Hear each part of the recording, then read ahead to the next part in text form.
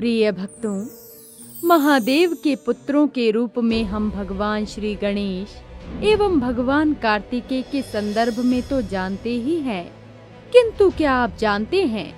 कि भगवान शिव और माता पार्वती की 3 पुत्रियां मनसा देवी, ज्योति और अशोक सुंदरी भी थीं।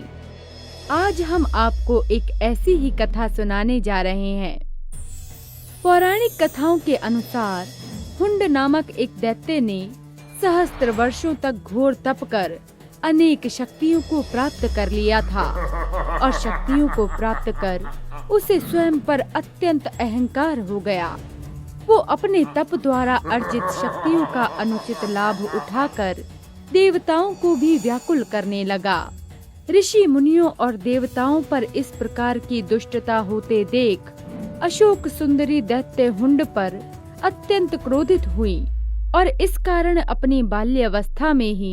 उन्होंने हुंड दैत्य को श्राप दे दिया। दैत्य हुंड, अपने इस कृत्य के लिए तुम दंड के भागी हो, अतः मैं तुम्हें श्राप देती हूँ कि एक दिन तुम्हारा वध मेरे होने वाले स्वामी नहुष के हाथों होगा और तब इस